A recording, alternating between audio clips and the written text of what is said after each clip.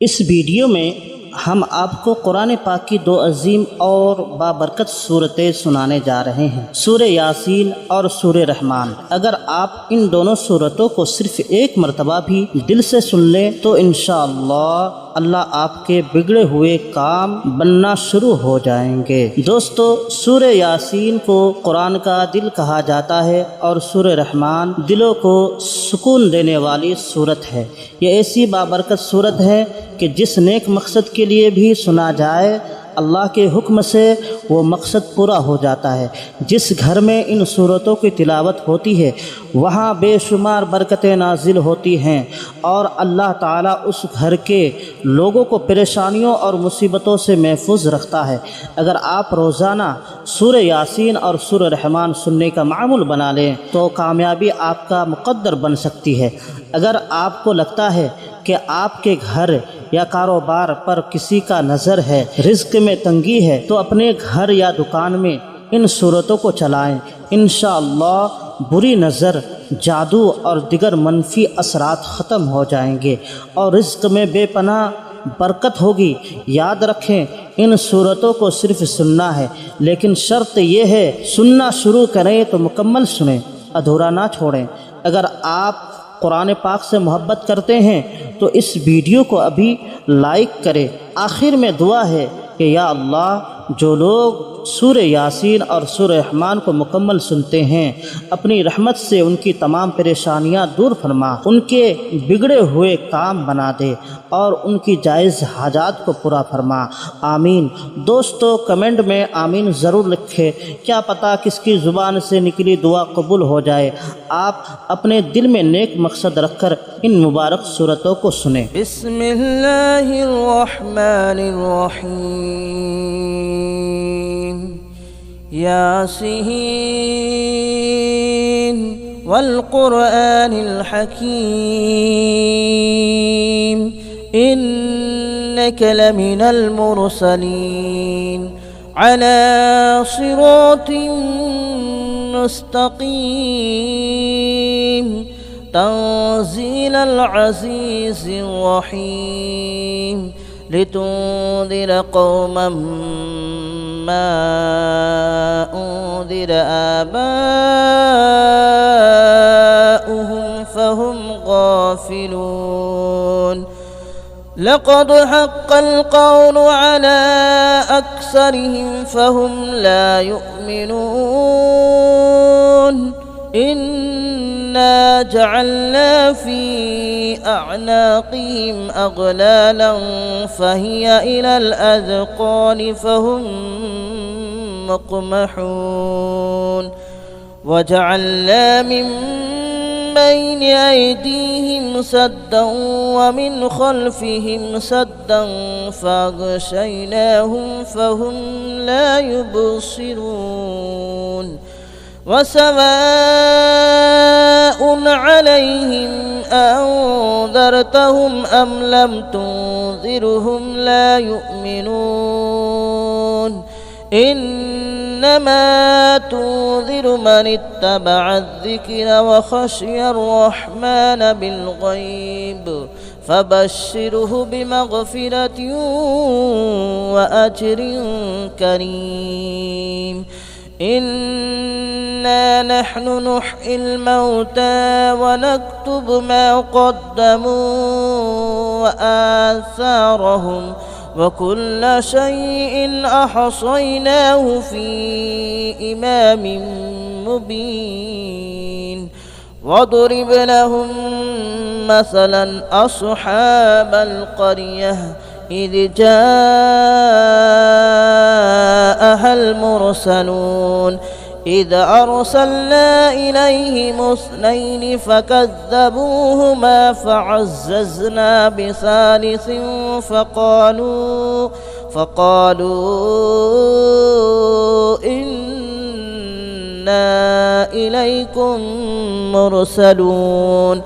قالوا ما أنتم إلا بشر مثلنا وما أنزل الرحمن من شيء إن أنتم إلا تكذبون قالوا ربنا يعلم إنا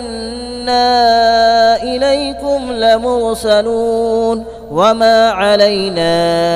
إلا البلاغ المبين قالوا إنا تطيرنا بكم لئن لم تنتهوا لنرجمنكم وليمسنكم منا عذاب أليم قالوا طائركم معكم أئن ذكرتم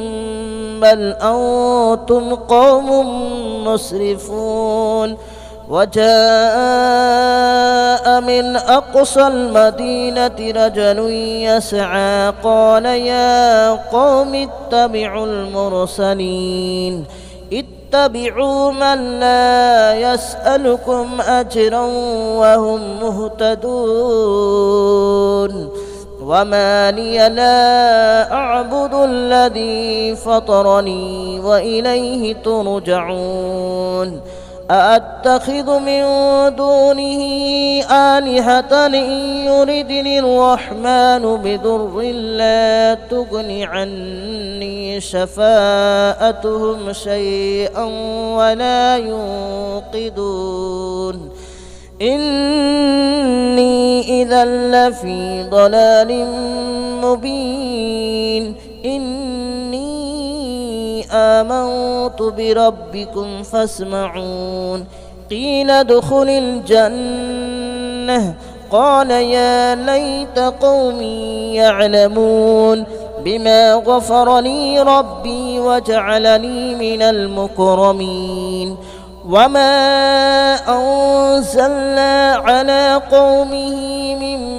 بعده من جود من السماء وما كنا منزلين إن كانت إلا صيحة واحدة فإذا هم خامدون يا حسرة على العباد ما يأتيهم من رسول إلا كانوا به يستهزئون ألم يروا كم أهلكنا قبلهم من القرون أنهم إليهم لا يرجعون وإن كل لما جميع لدينا محضرون وآية لهم الأرض الميتة أحييناها وأخرجنا منها حبا فمنه يأكلون وجعلنا فيها جنات من نخيل وأعناب وفجرنا فيها من العيون ليأكلوا من ثمره وما عملته أيديهم أفلا يشكرون سبحان الذي خلق الأزواج كلها مما تنبت الأرض ومن أنفسهم ومما لا يعلمون وآية لهم الليل نسلخ منه النهار فإذا هم مظلمون والشمس تجري لمستقر لها ذلك تقدير العزيز العليم والقمر قدرناه منازل حتى عاد كالعرجون القديم لا الشمس ينبغي لها أن تدرك القمر ولا الليل سابق النهار وكل في فلك يسبحون وآية لهم ألا حملنا ذريتهم في الفلك المشحون وخلقنا لهم من مثله ما يركبون وإن نشأ نغرقهم فلا صريخ لهم ولا هم ينقذون إلا رحمة منا ومتاعا إلى حين وإذا قيل لهم اتقوا ما بين أيديكم وما خلفكم لعلكم ترحمون وما تأتيهم من آية من آيات ربهم إلا كانوا عنها معرضين وإذا قيل لهم أنفقوا مما رزقكم الله قال الذين كفروا للذين آمنوا أنطعم من لو يشاء الله أطعمه إن أنتم إلا في ضلال مبين ويقولون متى هذا الوعد إن كنتم صادقين ما ينظرون إلا صيحة واحدة تأخذهم وهم يخصمون فلا يستطيعون توصية ولا إلى أهلهم يرجعون ونفخ في الصور فإذا هم من الأجداث إلى ربهم ينسلون قالوا يا ويلنا من بعثنا من مرقدنا هذا ما وعد الرحمن وصدق المرسلون إن كانت إلا صيحة واحدة فإذا هم جميع لدينا محضرون فاليوم لا تظلم نفس شيئا ولا تجزون إلا ما كنتم تعملون إن أصحاب الجنة اليوم في شغل فاكهون هم وأزواجهم في ظلال على الأرائك متكئون لهم فيها فاكهة ولهم ما يدعون سلام قولا من رب رحيم وامتازوا اليوم أيها المجرمون ألم أعهد إليكم يا بني آدم ألا تعبدوا الشيطان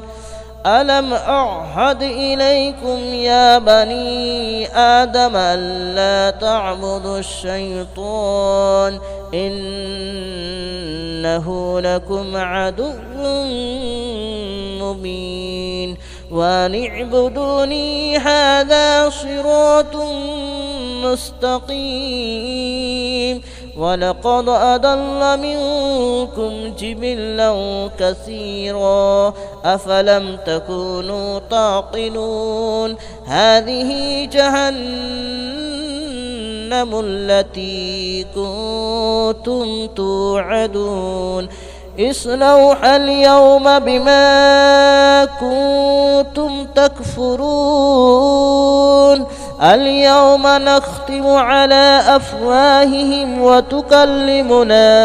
أيديهم وتشهد أرجلهم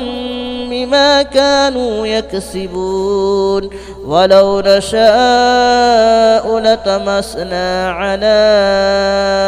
أعينهم فاستبقوا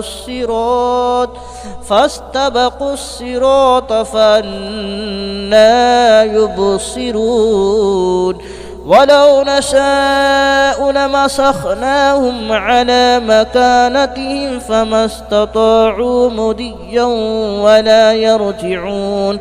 ومن نعمره ننكسه في الخلق أفلا يعقلون وما علمناه الشعر وما ينبغي له إن هو إلا ذكر وقرآن مبين لينذر من كان حيا ويحق القول على الكافرين أولم يروا أنا خلقنا لهم مما عملت أيدينا أنعاما فهم لها مالكون وذللناها لهم فمنها ركوبهم ومنها يأكلون ولهم فيها منافع ومشارب أفلا يشكرون واتخذوا من دون الله آلهة لعلهم ينصرون لا يستطيعون نصرهم وهم لهم جند محضرون فلا يحزنك قولهم إنا نعلم ما يسرون وما يعلنون أولم ير الإنسان أنا خلقناه من نطفة فإذا هو خصيم مبين وضرب لنا مثلا ونسي خلقه قال من يحيي العظام وهي رميم قل يحييها الذي أنشأها أول مرة وهو بكل خلق عليم الذي جعل لكم من الشجر الأخضر نارا فإذا أنتم منه توقدون أوليس الذي خلق السماوات والأرض بقادر على أن يخلق مثلهم بلى وهو الخلاق العليم إنما أمره إذا أراد شيئا أن يقول له كن فيكون فسبحان الذي بيده ملكوت كل شيء وإليه ترجعون بسم الله الرحمن الرحيم الرحمن علم القرآن خلق الإنسان علمه البيان الشمس والقمر بحسبان والنجم والشجر يسجدان والسماء رفعها ووضع الميزان ألا تطغوا في الميزان وأقيموا الوزن بالقسط ولا تخسروا الميزان والأرض وضعها للأنام فيها فاكهة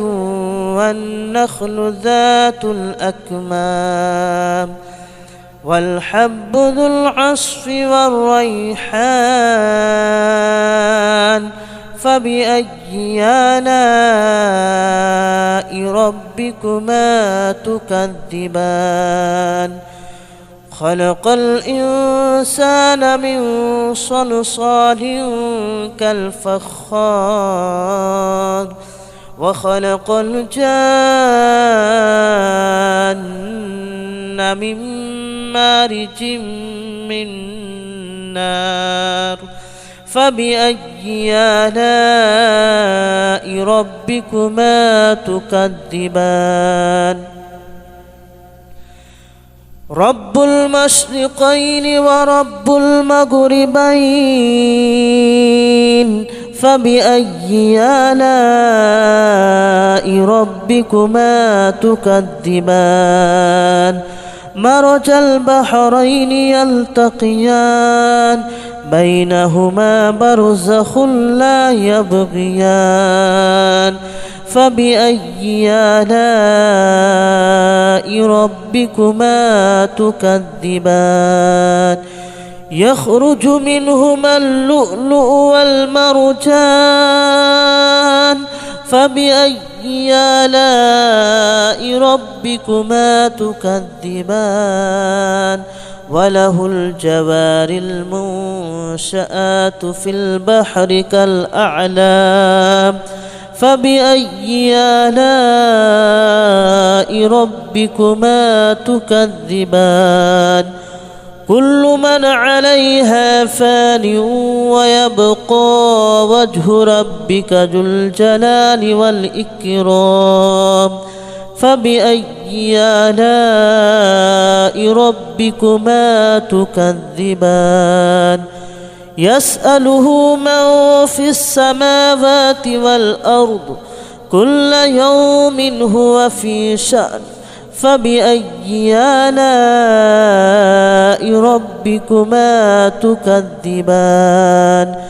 سنفرغ لكم أيها الثقلان فبأي آلاء ربكما تكذبان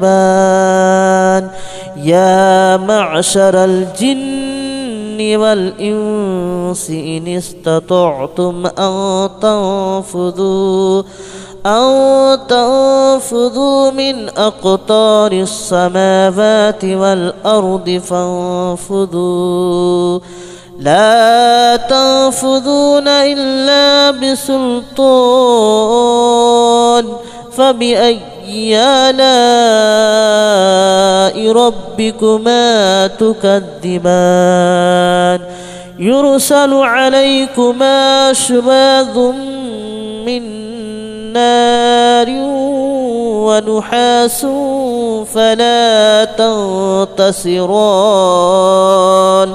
فبأي آلاء ربكما تكذبان فإذا انشقت السماء فكانت وردة كالدهان فبأي آلاء ربكما تكذبان فيومئذ لا يسأل عن ذنبه إنس ولا جان فبأي آلاء ربكما تكذبان يعرف المجرمون بسيماهم فيؤخذ بالنواصي والأقدام فبأي آلاء ربكما تكذبان هذه جهنم التي يكذب بها المجرمون يطوفون بينها وبين حميم آن فبأي آلاء ربكما تكذبان ولمن خاف مقام ربه جنتان فبأي آلاء ربكما تكذبان ذواتا أفنان فبأي آلاء ربكما تكذبان فيهما عينان تجريان فبأي آلاء ربكما تكذبان فيهما من كل فاكهة زوجان فبأي آلاء ربكما تكذبان متكئين على فرش بطائنها من استبرق وجنى الجنتين دان فبأي آلاء ربكما تكذبان فيهن قاصرات الطرف لم يطمثهن إنس قبلهم ولا جان فبأي آلاء ربكما تكذبان كأنهن الياقوت والمرجان فبأي آلاء ربكما تكذبان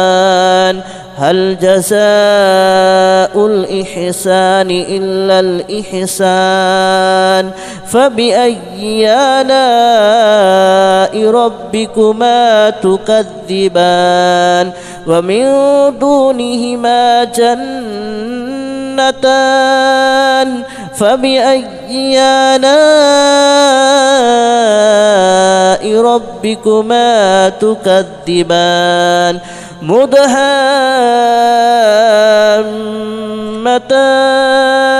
فبأي آلاء ربكما تكذبان فيهما عينان نضاختان فبأي آلاء ربكما تكذبان فيهما فاكهة ونخل ورمان فبأي آلاء ربكما تكذبان فيهن خيرات حسان فبأي آلاء ربكما تكذبان حور مقصورات في الخيام فبأي آلاء ربكما تكذبان لم يطمثهن إنس قبلهم ولا جان فبأي آلاء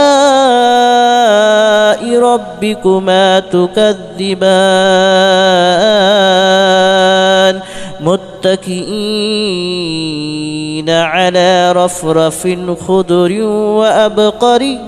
حسان فبأي آلاء ربكما تكذبان تبارك اسم ربك ذي الجلال والإكرام بسم الله الرحمن الرحيم إذا وقعت الواقعة ليس لوقعتها كاذبة خافضة رافعة إذا رجت الأرض رجا وبست الجبال بسا فكانت هباء منبثا وكنتم أزواجا ثلاثة فأصحاب الميمنة ما أصحاب الميمنة وأصحاب المشأمة ما أصحاب المشأمة والسابقون السابقون أولئك المقربون في جنات النعيم ثلة من الأولين وقليل من الآخرين على سرر موضونة متكئين عليها متقابلين يطوف عليهم ولدان مخلدون بأكواب وأباريق وكأس من معين لا يصدعون عنها ولا ينزفون وفاكهة مما يتخيرون ولحم طير مما يشتهون وحور عين كأمثال اللؤلؤ المكنون جزاء بما كانوا يعملون لا يسمعون فيها لغوا ولا تأثيما إلا قليلا سلاما سلاما وأصحاب اليمين ما أصحاب اليمين في سدر مخدود وطلح منضود وظل ممدود وماء مسكوب وفاكهة كثيرة لا مقطوعة ولا ممنوعة وفرش مرفوعة إنا أنشأناهن إن شاء فجعلناهن أبكارا عربا أترابا لأصحاب اليمين ثلة من الأولين وثلة من الآخرين وأصحاب الشمال ما أصحاب الشمال في سموم وحميم وظل من يحموم لا بارد ولا كريم إنهم كانوا قبل ذلك مترفين وكانوا يصرون على الحنث العظيم وكانوا يقولون أئذا متنا وكنا ترابا وعظاما أئنا لمبعوثون أو آباؤنا الأولون قل إن الأولين والآخرين لمجموعون إلى ميقات يوم معلوم ثم إنكم أيها الضالون المكذبون لآكلون من شجر من زقوم فمالئون منها البطون فشاربون عليه من الحميم فشاربون شرب الحميم هذا نزلهم يوم الدين نحن خلقناكم فلولا تصدقون أفرأيتم ما تمنون أأنتم تخلقونه أم نحن الخالقون نحن قدرنا بينكم الموت وما نحن بمسبوقين على أن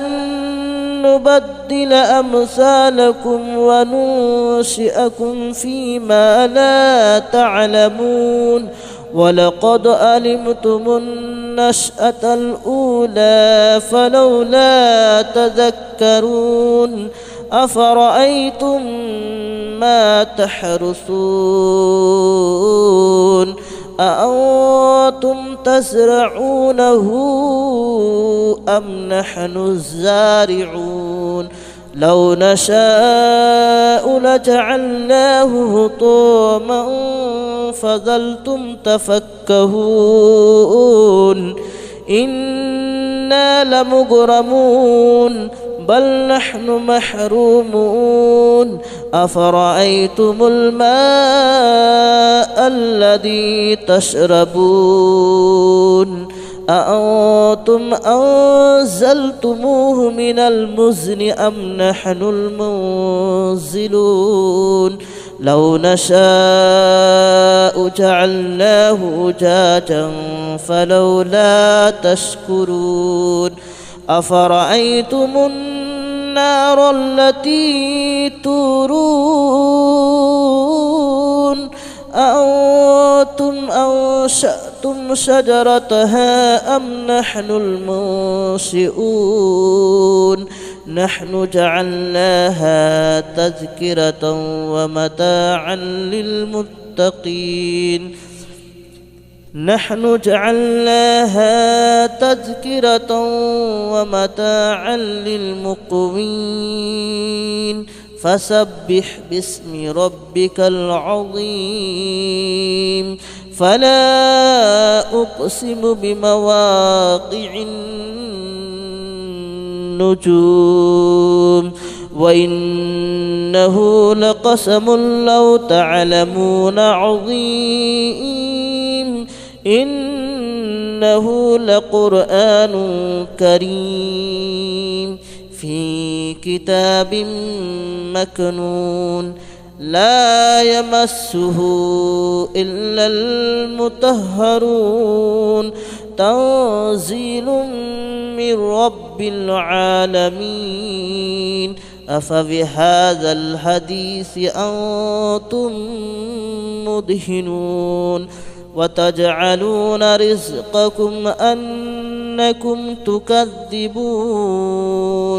فلولا إذا بلغت الحلقوم وأنتم حينئذ تنظرون ونحن أقرب إليه منكم ولكن لا تبصرون فلولا إن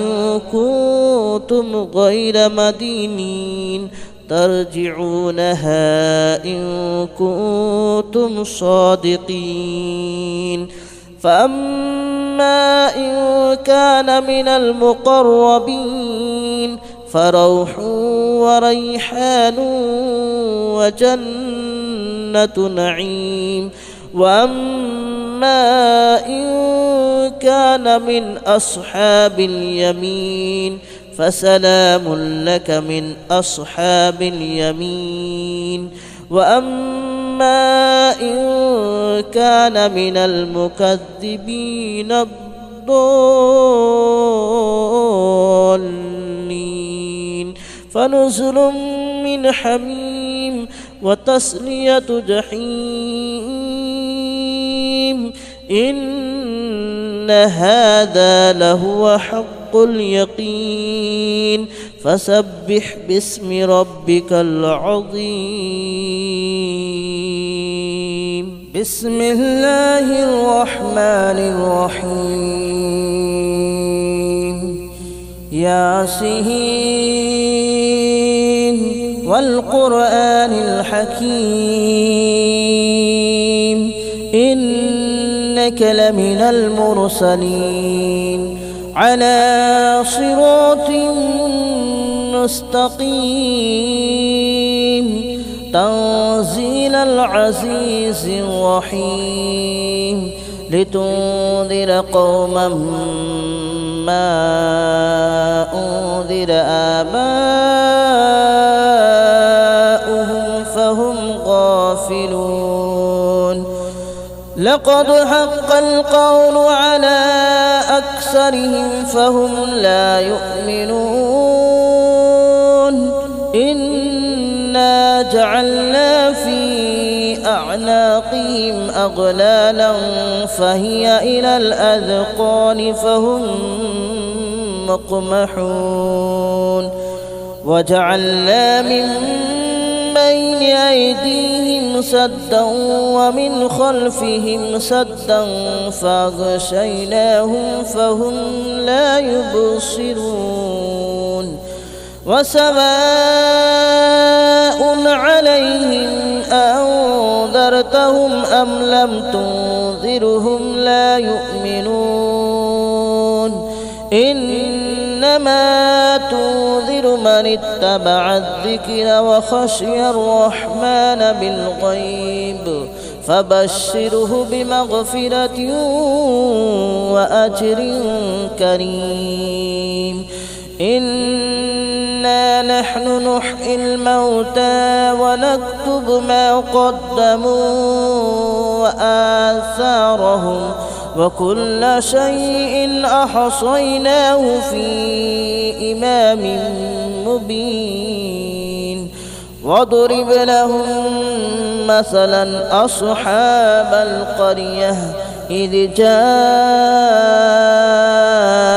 المرسلون إذ أرسلنا إليهم 2 فكذبوهما فعززنا بثالث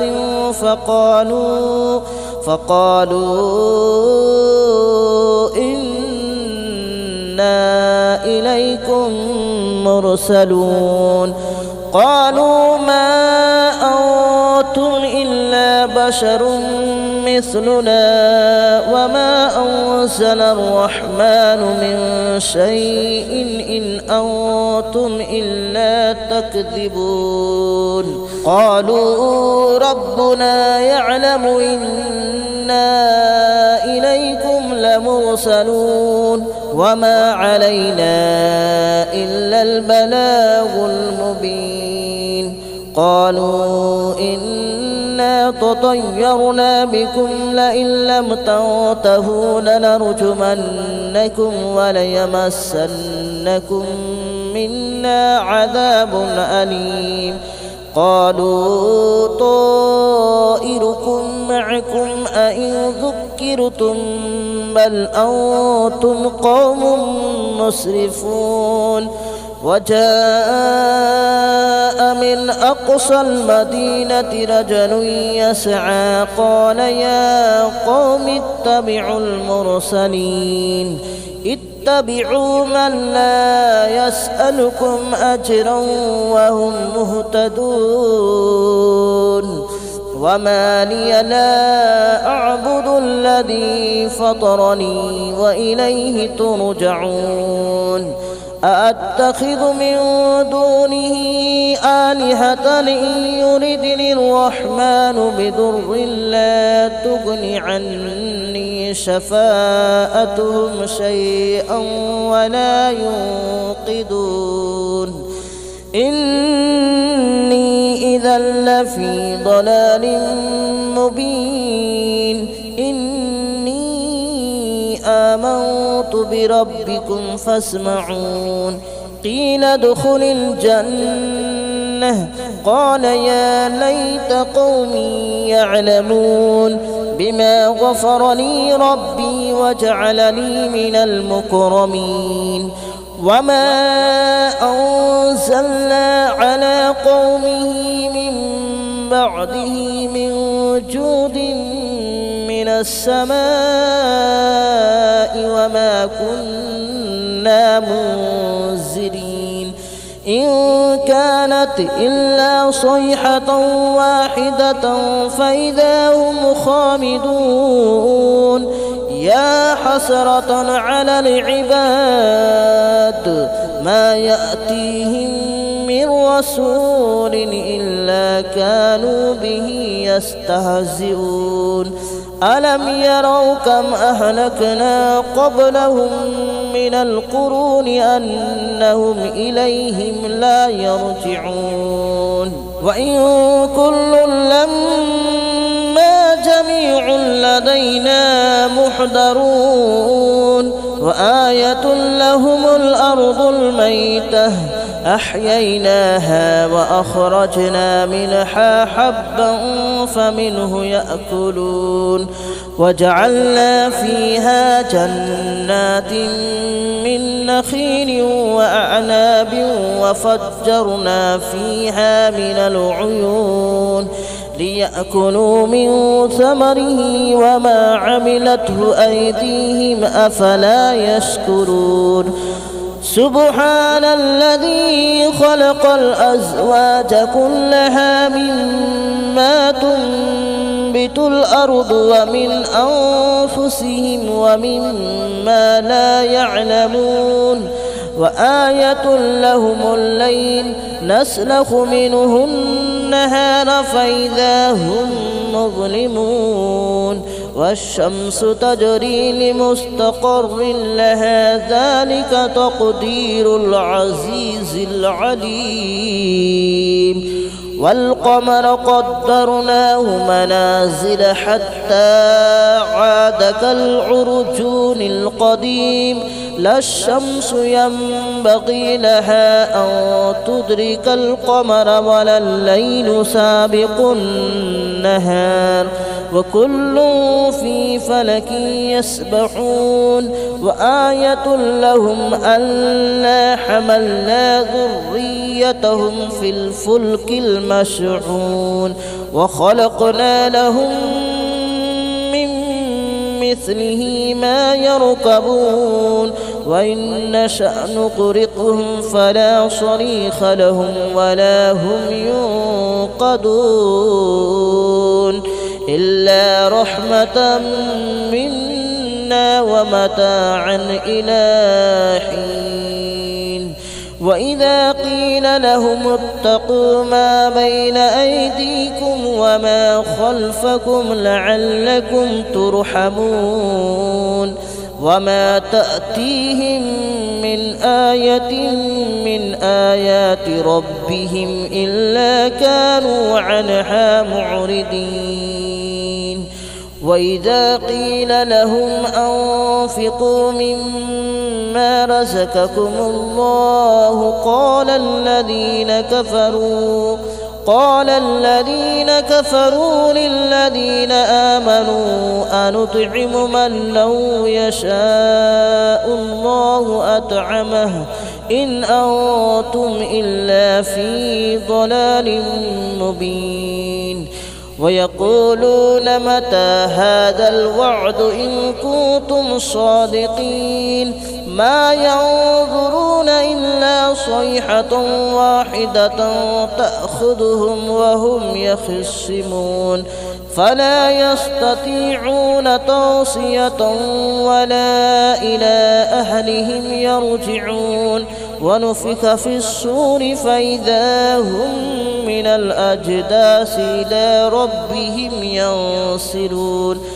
قالوا يا ويلنا من بعثنا من مرقدنا هذا ما وعد الرحمن وصدق المرسلون إن كانت إلا صيحة واحدة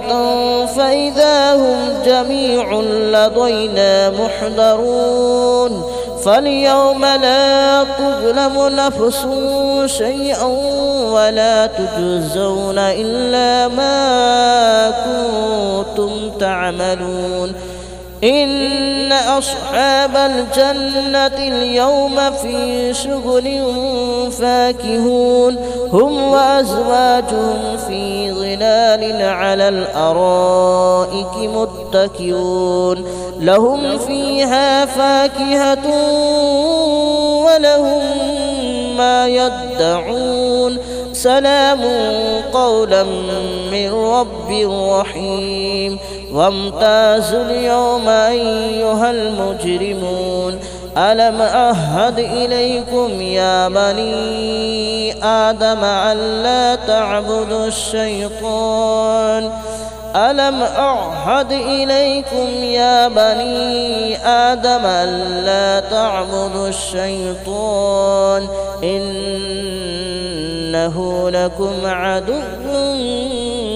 مبين وأن اعبدوني هذا صراط مستقيم ولقد أضل منكم جبلا كثيرا أفلم تكونوا تعقلون هذه جهنم التي كنتم توعدون اصلوها اليوم بما كنتم تكفرون اليوم نختم على أفواههم وتكلمنا أيديهم وتشهد أرجلهم بما كانوا يكسبون ولو نشاء لطمسنا على أعينهم فاستبقوا الصراط فأنى يبصرون ولو نشاء لمسخناهم على مكانتهم فما استطاعوا مضيا ولا يرجعون ومن نعمره ننكسه في الخلق أفلا يعقلون وما علمناه الشعر وما ينبغي له إن هو إلا ذكر وقرآن مبين لينذر من كان حيا ويحق القول على الكافرين أولم يروا أنا خلقنا لهم مما عملت أيدينا أنعاما فهم لها مالكون وذللناها لهم فمنها ركوبهم ومنها يأكلون ولهم فيها منافع ومشارب أفلا يشكرون واتخذوا من دون الله آلهة لعلهم ينصرون لا يستطيعون نصرهم وهم لهم جند محضرون فلا يحزنك قولهم إنا نعلم ما يسرون وما يعلنون أولم ير الإنسان أنا خلقناه من نطفة فإذا هو خصيم مبين وضرب لنا مثلا ونسي خلقه قال من يحيي العظام وهي رميم قل يحييها الذي أنشأها أول مرة وهو بكل خلق عليم الذي جعل لكم من الشجر الأخضر نارا فإذا أنتم